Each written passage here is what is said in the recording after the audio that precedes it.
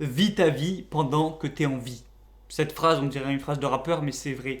Il y a tellement de gens, j'ai l'impression, qui veulent vivre une fois qu'ils seront morts en fait.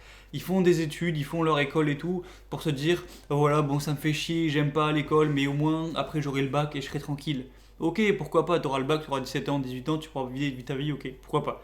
Ensuite, finalement, après le bac, ils se disent, oh ouais, non, mais en fait, je vais faire mes études, je vais faire un master de je sais pas quoi, master de droit, master de psychologie et tout. Et du coup, une fois que j'aurai le master, ben là, j'aurai un diplôme. Et du coup, ben c'est cool, je serai tranquille et tout. Et je pourrai travailler, je sais pas quoi. Ok, à la limite, tu auras 25 ans, tu pourras peut-être vivre. Bon, ça reste raisonnable, même si tu as quand même passé la moitié de ta vie active déjà à faire de la merde. Ok, pourquoi pas.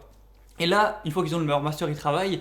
Et ils disent, oui, non, mais finalement, je travaille et tout. Et au moins, tu vois, je travaille et tout. Allez, 30 ans, pas plus, 30 ans maximum, peut-être 40 ans en vrai, mais bon, bref. Et au moins, quand j'aurai 65 ans, bon, même si c'est peut-être un peu plus vu que ça va être retardé et tout, j'aurai ma retraite. Et là, mais je serai tranquille, mais je pourrais faire ce que je veux et tout. Donc au final, la retraite, elle se fait retarder, je sais pas quoi. Hein, et les manifestations de grève, j'ai rien compris. Moi, je suis rentré en France il y a 2 jours et t'avais plein de grèves et tout, bref.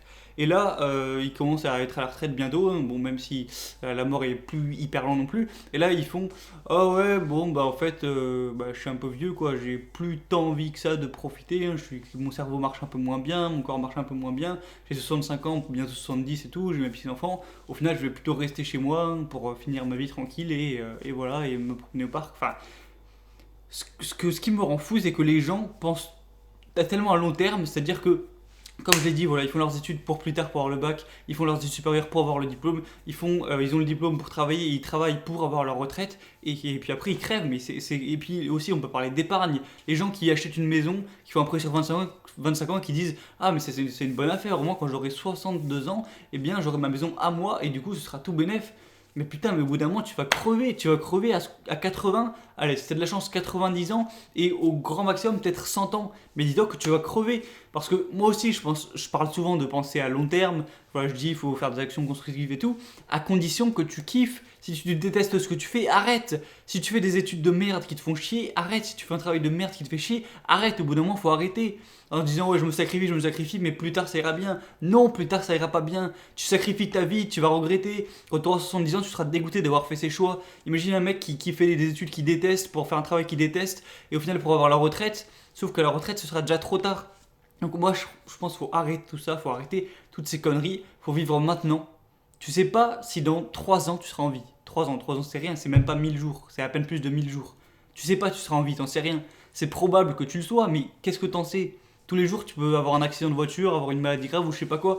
Donc vis maintenant, arrête de te sacrifier ou je sais pas quoi pour vivre plus tard. Je te dis pas qu'il faut pas construire quelque chose à long terme. Moi je construis des choses à long terme, mais je le fais parce que je construis des choses certes, mais parce que ça me fait plaisir. Regarde, tout à l'heure, je faisais ma guitare tranquille, tu vois, je me suis levé, là d'ailleurs, au passage, il est 7h, 7h40 du mat, je me suis levé à 4h parce que le jet lag, tout ça, voilà, c'est compliqué. Je faisais ma guitare tranquille. Si je fais de la guitare à la base, c'est quand même pour le long terme, pour savoir bien jouer, pour avoir un niveau vraiment hyper bon et tout, et être content d'avoir cette compétence. Mais ça me fait plaisir de le faire, c'est-à-dire que je fais mes répétitions, je chante, je joue et tout, et je kiffe à 100% le faire. Et même si je progressais pas, ça me ferait plaisir de le faire et je le ferai quand même. Sauf que les gens qui font leurs études, leur boulot, leur épargne, et qui prennent un prêt sur 25 ans et tout, est-ce qu'ils le feraient s'ils n'avaient pas l'avantage à long terme? Est-ce qu'ils font le voyage pour le voyage ou pour la destination?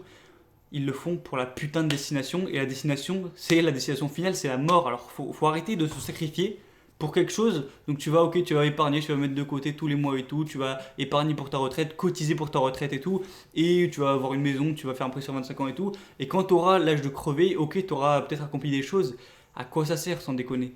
Ok, tu vas peut-être laisser un héritage à ton gosse, c'est super, sauf que ton gosse, quand tu crèveras, il aura déjà 50, 60 ans peut-être, si tu meurs à 80 ans. Donc je pense qu'il n'aura pas grand-chose à branler de l'héritage, puisque lui aussi sera limite prêt à le mettre l'héritage à son petit gosse. Enfin, ça n'a plus de sens. Donc le message de cette vidéo, clairement, c'est vis maintenant. Tu sais pas quand tu seras mort, tu seras peut-être mort dans 5 ans, 7 ans, 15 ans, 20 ans, on s'en fout, on ne peut pas savoir.